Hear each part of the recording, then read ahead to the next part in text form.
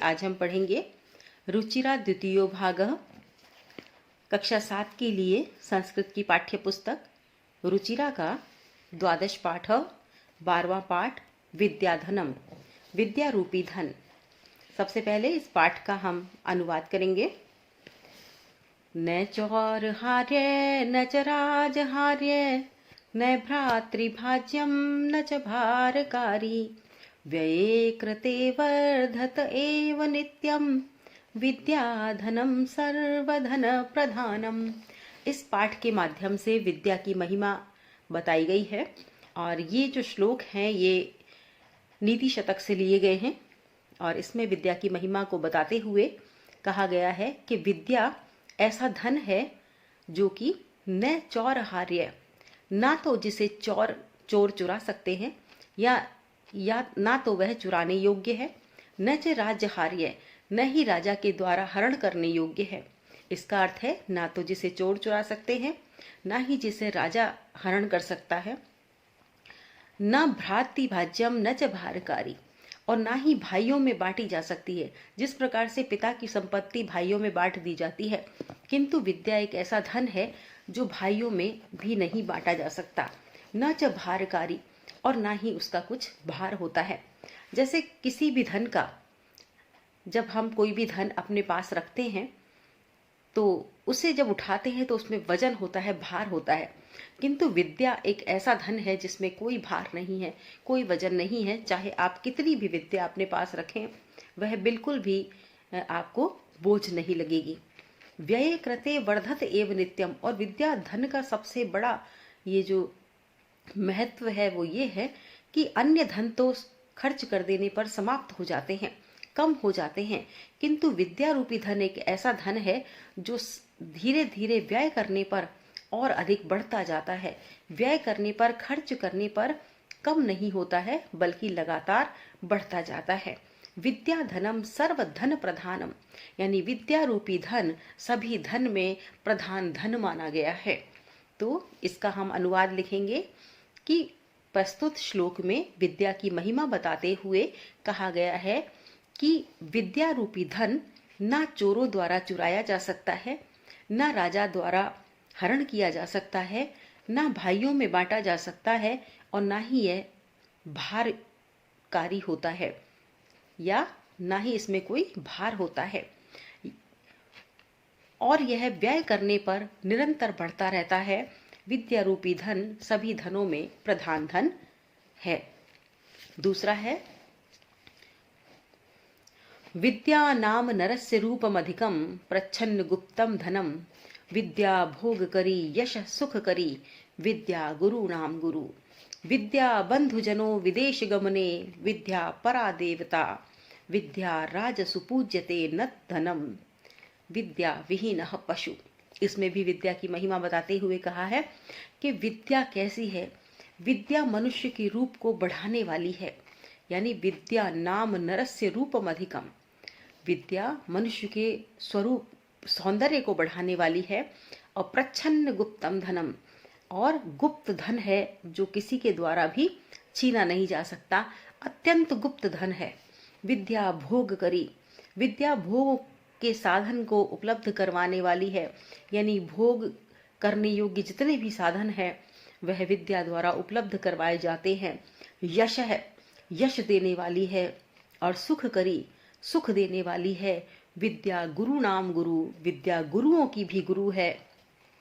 विद्या बंधुजनों विदेश गमने, जब हम बाहर जाते हैं या विदेश जाते हैं, अपने देश से बाहर जाते हैं, तो विद्या ही हमारी सबसे परम मित्र के समान हमारे काम आती है।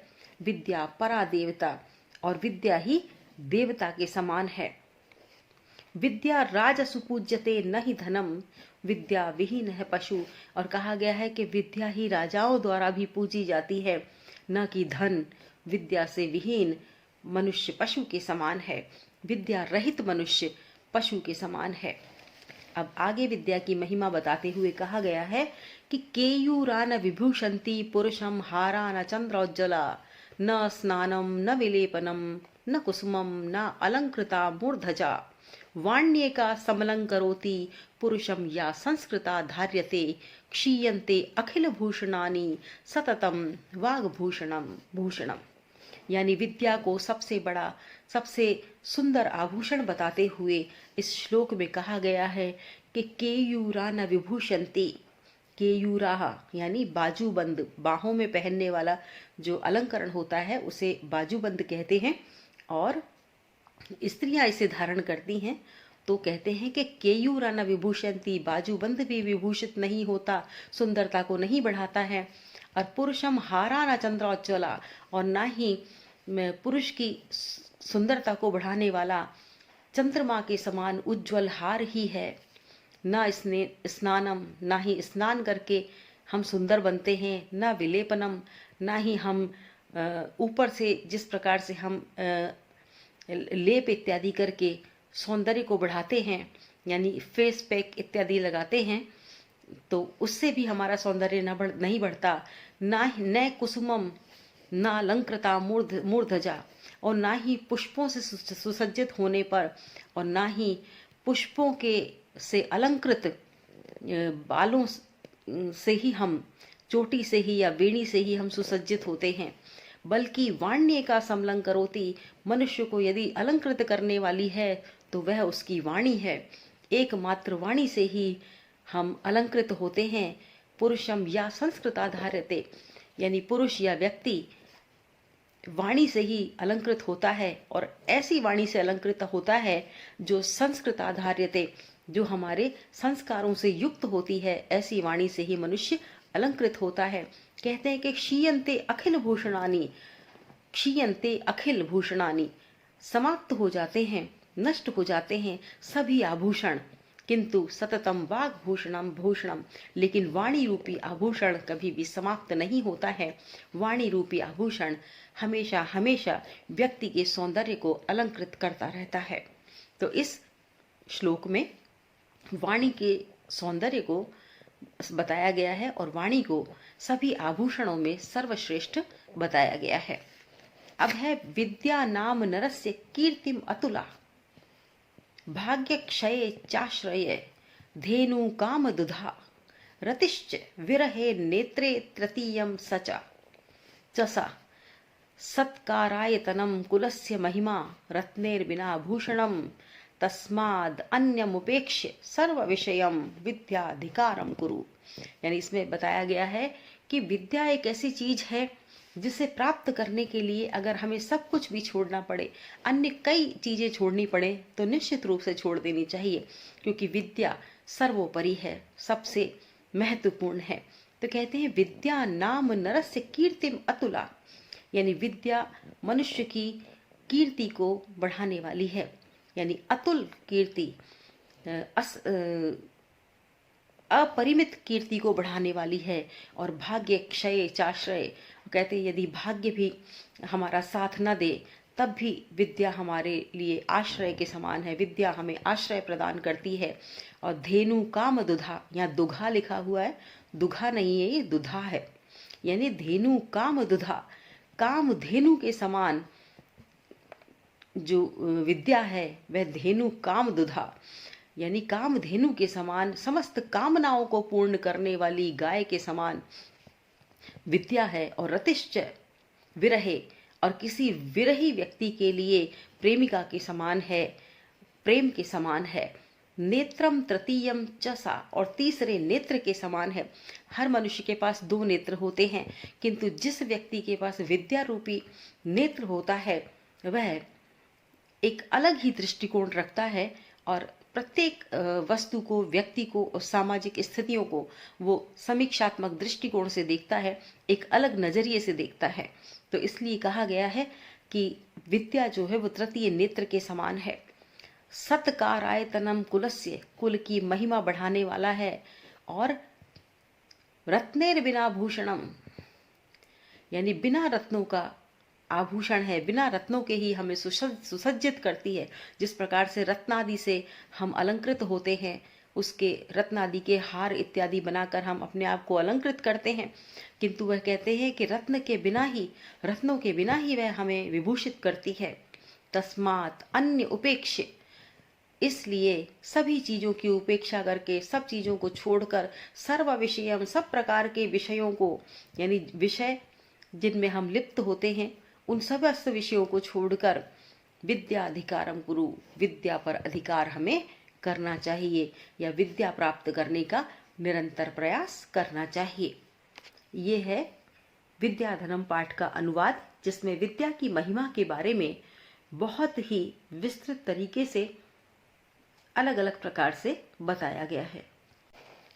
चौर्हार्यम, चोरों के द्वारा चुराने योग्य, to be stolen by a thief.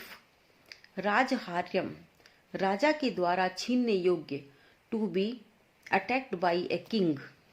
भ्रातृभाज्यम, भाइयों के द्वारा बांटने योग्य, to be divided among brothers. भारकारी, भार बढ़ाने वाली। बर्डन, प्रच्छन्न गुप्तम, अत्यंत गुप्त, हिडन। भोगकरी, भोग का साधन उपलब्ध कराने वाली। गिविंग ऑब्जेक्ट्स ऑफ, परा, सबसे बड़ी। द ग्रेटेस्ट, राजसु, राजाओं में। Among kings. केयूरा, बाजूबंद। ब्रेसलेट्स, चंद्रोज्ज्वला, चंद्रमा के समान चमकदार। As bright as the moon, चंद्र प्लस उज्ज्वला। विलेपनम, शरीर पर लेप करने योग्य सुगंधित द्रव्य, चंदन, केसर आदि। Ointment,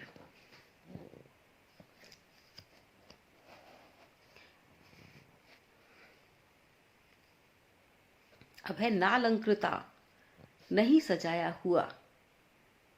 under decorated. अब है मूर्धजा, मूर्धजा मानी वेणी या चोटी। Plait, hair. वाण्येका, वाणी प्लस एका, एकमात्र वाणी। Speech alone. समलंकरोति, अच्छी तरह सुशोभित करती है। डेकोरेटेड्स। संस्कृता, संस्कार युक्त, परिष्कृत, वेल, कल्चर्ड। धार्यते, धारण की जाती है। Is born. क्षीयन्ते अखिल भूषणानि, क्षीयन्ते, नष्ट हो जाते हैं, समाप्त हो जाते हैं। अखिल भूषणानि, संपूर्ण आभूषण, सब प्रकार के आभूषण। आल, अमेंडमेंट्स, पेरिश।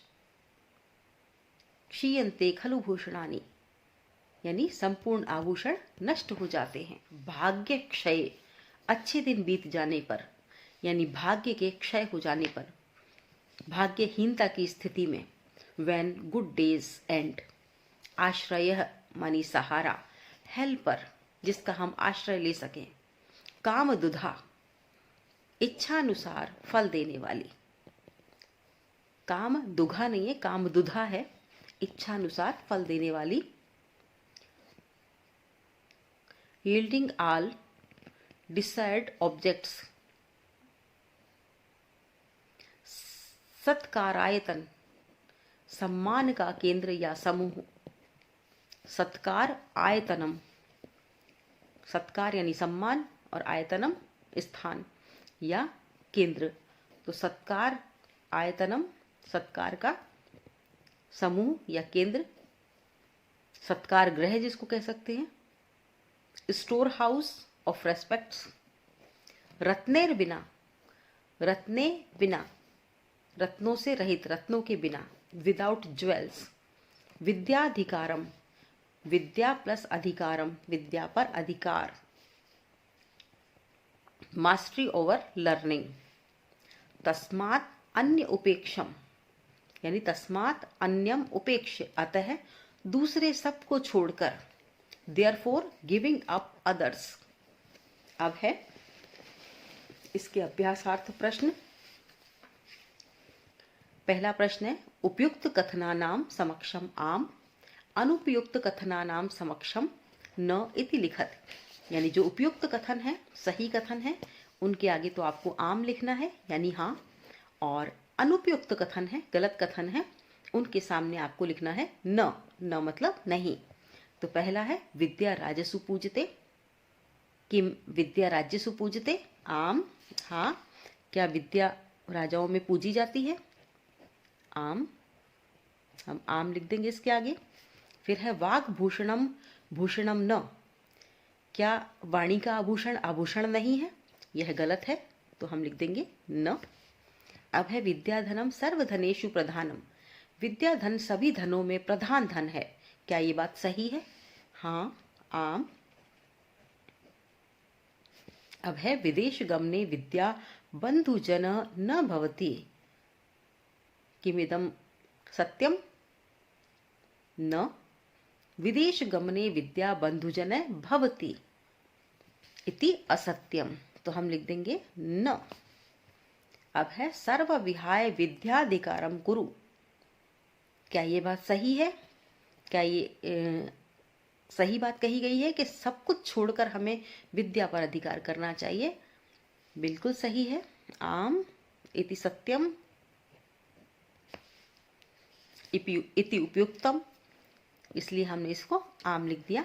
अब है अधोलिखितानाम पदानाम लिंग विभक्ति वचनं च लिखत, अब इसमें हमको लिंग विभक्ति और वचन लिखना है। तो नरस्य, नर शब्द जो है वो है पुल्लिंग, तो पुल्लिंग लिख देंगे इसको। विभक्ति है नरस्य, तो षष्ठी विभक्ति। काके की, वचन है एक वचन, नर का, मनुष्य का एक वचन। दूसरा शब्द है गुरु नाम, ये भी पुल्लिंग है। और इसमें विभक्ति कौन सी है? षष्ठी है, गुरुओं की। काके की षष्ठी विभक्ति में ही आता है गुरु नाम। तो वचन कौन सा है? बहुवचन। फिर है केयूरा, केयूरा शब्द भी पुल्लिंग शब्द है। प्रथमा विभक्ति है, एक वचन है। केयूरा बहुवचन है। यहाँ बहुत सारे बाजूबंदों की बात हो रही है। केयूराह, तो बहुवचन हो गया ये। फिर है कीर्तिम, कीर्तिम शब्द है स्त्रीलिंग शब्द, और द्वितीय का एक वचन है। इसके बाद है भूषणानी, ये है नपुंसकलिंग शब्द।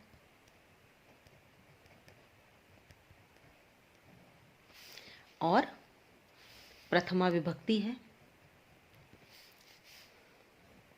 बहुवचन है। ये हो गया। अब है तीसरे नंबर का प्रश्न, श्लोकांशान योजयत, श्लोक जो हमने पढ़े हैं उनके कुछ अंश दिए हुए हैं जिनको हमें आपस में मिलान करना है और पूरी पंक्ति बनानी है।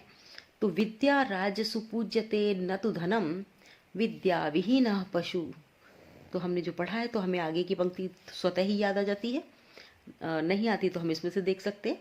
केयूरान विभूषंती पुरुषम हारान चंद्रोज्ज्वला, इससे मिलान कर देंगे। न चौरहार्य न च राजहार्य न भ्रातृभाज्यम न च भारकारी, इससे जोड़ देंगे। सत्कारायतनम कुलस्य महिमा, और रत्नेर्विना भूषणम। इसके बाद है वाण्य का समलं करोति पुरुषम या संस्कृताधार्यते, तो ये पूर्ण हो गया। अब है चौथा नंबर का प्रश्न, एक पदेन प्रश्नानाम उत्तराणि लिखत, एक पद में प्रश्नों के उत्तर हमको लिखना है। कह पशु पहला पूछा गया है, कह पशु, तो हम इसका उत्तर लिखेंगे विद्या विहीन, विद्या विहीन पशु। का भोग करी, विद्या, विद्या भोग करी, यश सुख करी, विद्या गुरु नाम गुरु, उसमें आया है तो विद्या आ जाएगा। फिर है के पुरुषम न विभूषयन्ति चंद्रोज्ज्वला हारा,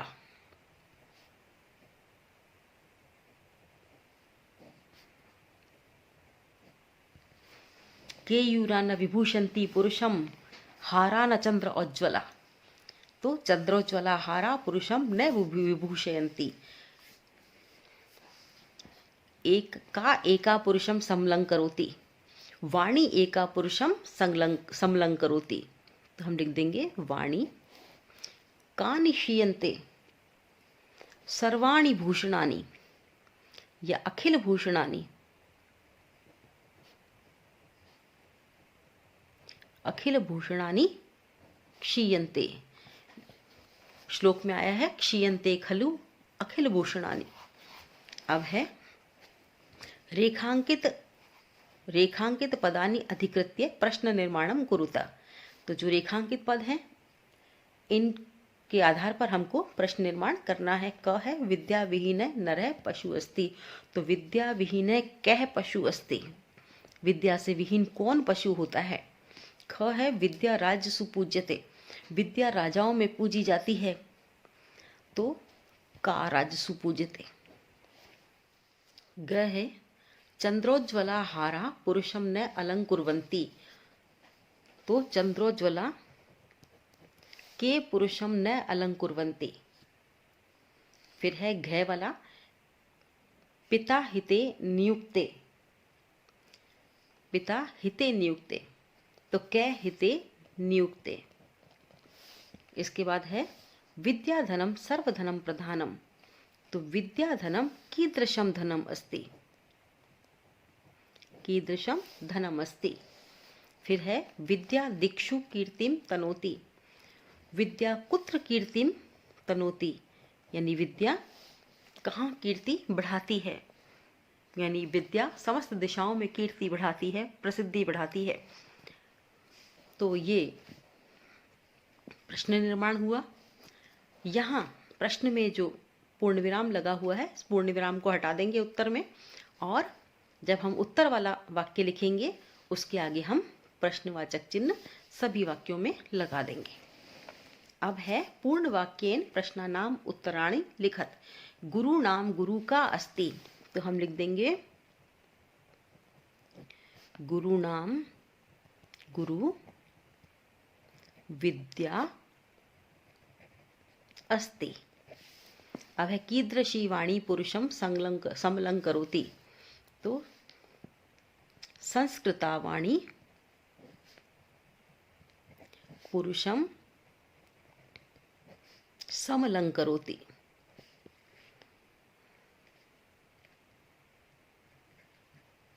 आप अगर ङ इस तरह से नहीं लिखना चाहें तो ङ लिख के हलंत लगा सकते हैं और क बाद में लिख सकते हैं, तो ये भी सही होगा। अगर एक दूसरे के नीचे ऊपर नहीं लिखना चाहते, क्योंकि वैसे भी मानकीकरण में देवनागरी लिपि में कहा गया है कि इस तरह से ऊपर नीचे शब्द नहीं लिखे जाने चाहिए, तो हम उसे हलंत लगाकर आधे अक्षर को हलंत लगा सकते हैं और पूरा अक्षर बाद में लिख सकते हैं। व्यय कृते किम वर्धते, व्यय कृते वर्धत एव नित्यम।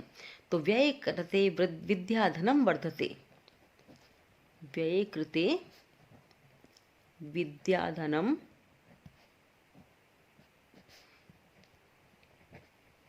वर्धते। अब है भाग्य क्षय आश्रय के।